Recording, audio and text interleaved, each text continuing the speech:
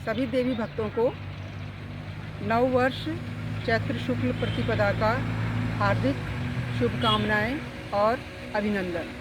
साथियों, आप देख रहे हैं कि प्रकृति अपना रंग बदल रही है। पेड़ों पर नए नए कोंपलें आ रही हैं। छोटे छोटे रंग बिरंगे फूल लग रहे हैं। यहाँ पे देखिए, सुंदर सुंदर रंग बिरंगे फूल हैं यहाँ पर। और आज के दिन का हमारे सनातन धर्मावलंबियों के लिए विशेष महत्व का दिन है। आज ही के दिन सृष्टि के रचनाकार ब्रह्मा जी ने सृष्टि की रचना की थी, ऐसी हमारे धर्म में मान्यता है। इसके साथ ही साथ आज के दिन का बहुत ही बड़ा धार्मिक महत्व भी है। चैत्र शुक्ल नवरात्रे प्रारंभ हो चुके हैं और नवरात्रों का जो महत्व है, नवरात्रे प्रतीक हैं शक्ति का। शक्ति देवी प्रतीक हैं शक्ति का। और 9 दिन तक हम लोग नवरात्रि में देवी के भिन्न भिन्न रूपों की पूजा करते हैं। पहला जो देवी का पहला रूप है, पहले रूप में हम देवी की शैलपुत्री के रूप में पूजा करते हैं। और शैलपुत्री का जो मंत्र है, क्योंकि नवरात्रे अर्थात हमारी शक्तियों का जागरण, तो जो पहली शक्ति है शैलपुत्री, उसका जो मंत्र है, क्योंकि आपको पता है मंत्र जो है वो बीज के समान होते हैं और उनका बहुत महत्व होता है। तो उसका जो मंत्र है वो है ओम ऐं ह्रीं क्लीं चामुंडाय विचे।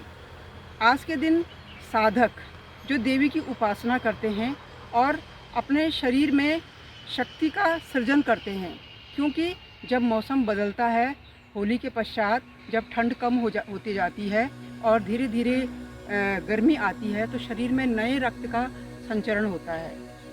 उस समय हमारे चैत्र शुक्ल के जो नवरात्रे हैं वे आते हैं। और देवी का जो पहला रूप है शैलपुत्री का, उसका मंत्र मैंने आपको बताया, ओम ऐं ह्रीं क्लीं चामुंडाय विचे। आज के दिन पे लोग अपने शरीर को डिटॉक्स करने के लिए 9 दिन के नवरात्रे भी रखते हैं। कई सारे लोग केवल फलाहार वाले नवरात्रे रखते हैं। कई लोग केवल जल और शहद नींबू का सेवन करते हैं और इस प्रकार से अपने जो हमारा जो शरीर स्थूल है, जो हमारा पाचन तंत्र है, उसको शुद्ध करते हैं। तो इस प्रकार से जो चैत्र शुक्ल के जो नवरात्रे हैं वे हमारे लिए न केवल शारीरिक रूप से बल्कि मानसिक रूप से भी हमारे लिए बहुत ही ज़्यादा फलदायक है। साथियों, इसके अलावा एक चीज़ और आपने सुनी होगी कि जो नवरात्रे होते हैं उनमें आप लोगों ने सुना होगा कि बहुत सारे जो साधक होते हैं, जो योगी होते हैं, जो जिनके जीवन में जिन्होंने योग को अपना रखा है, वे कुंडलिनी जागरण भी इन दिनों करते हैं। कुंडलिनी जागरण का अर्थ ये हुआ कि जो हमारे शरीर के अंदर जो 7 चक्र बने हुए हैं, मूलाधार चक्र से लेकर के और हमारे सहस्त्रधार चक्र तक, धीरे धीरे प्रतिदिन एक एक चक्र को जागरण करते हैं। अब आप कहेंगे कि ये कुंडली जागरण क्या होता है? कुंडली जागरण का मतलब होता है कि हमारे शरीर के अंदर जो शक्ति होती है, वो क्या होता है कि बहुत सारे लोगों के अंदर वो हमेशा सुप्त अवस्था में ही रहती है, कभी जागती ही नहीं है। योग के माध्यम से, जो नवरात्रों का दूसरा पहलू मैं आपको बता रही हूँ कि योग के माध्यम से हम अपनी कुंडलिनी जागरण को भी करते हैं। कुंडलिनी जागरण में जो साधक होता है वो पहले दिन जो हमारा जो पहला चक्र है मूलाधार चक्र, मूलाधार चक्र माने जो हमारे शरीर का जो हमारे मलमूत्र के निष्कासन अंग है, उससे थोड़ा 2 उंगल ऊपर जो हमारा पहला चक्र है उसको बोलते हैं मूलाधार चक्र। तो वहाँ पर जो हमारी कुंडलिनी होती है वो एक प्रकार से जैसे सांप कुंडलिनी मार के सोया रहता है, उसी प्रकार से वो भी सुप्त अवस्था में रहती है। तो कुंडलिनी को जागरण अर्थात कुंडली को जगाना, तो उसको हम जगाने के लिए क्या किया जाता है, तो आइए मैं आपको थोड़ा यहाँ पे बैठ के बता देती हूँ। कुंडलिनी जागरण के लिए ये कोई साथियों एक दिन का काम नहीं है, बल्कि हमें अपने जीवन में प्रतिदिन अगर हमें कुंडलिनी जागरण करनी है तो किस तरीके से करनी है, उसके लिए हम किसी भी अवस्था में हम बैठ सकते हैं। जैसे हम प्रतिदिन योग करते हुए बैठते हैं सुखासन में या सिद्धासन में, तो सुखासन में बैठ करके और हमें एकाग्रचित्त होना है और अपना ध्यान हमें अपने मूलाधार चक्र पे लगाना है। और जिस तरीके से हम प्राणायाम करते हैं उसी तरीके से प्राणायाम करते हुए हमें ओम का उच्चारण करते हुए, ओम का ध्यान करते हुए और लंबी गहरी सांस लेनी है और अपने ध्यान को अपनी सांसों पर एकाग्रचित्त करना है। इस तरीके से लंबा गहरा सांस लेते हुए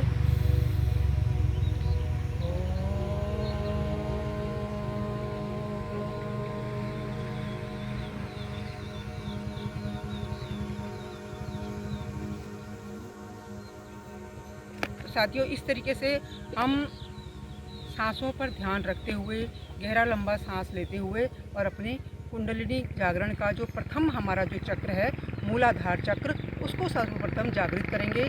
मैं ऐसा तो दावा नहीं कर सकती कि आप पहले दिन ही कर लेंगे, क्योंकि जब भी हम ध्यान लगाते हैं तो हमारा ध्यान भटकता है। ये मनुष्य की एक प्रवृत्ति है कि हम ध्यान को अपने को एकाग्रचित्त नहीं कर पाते हैं। हमारा जो मन होता है वो बहुत चंचल होता है और वो हमें इधर उधर भटकाता है। तो जब हम प्रतिदिन इसको अपना एक नियम बना लेंगे, और इसके लिए सर्वाधिक सबसे जो उत्तम समय है वो है चैत्र नवरात्रों का, क्योंकि उस समय शरीर में नए रक्त का संचार होता है। तो हम अपने मूलाधार चक्र को जागृत करने के लिए ध्यान के माध्यम से बहुत काफ़ी धीरे धीरे समय बढ़ाते हुए और अपना ध्यान जो है उसको एकाग्रचित करेंगे, तो हमारा जो मूलाधार चक्र है वो जागृत होगा और फिर हमारा जो साधक का जो मन है वो उससे दूसरे चक्र में आकर के अवस्थित हो जाएगा।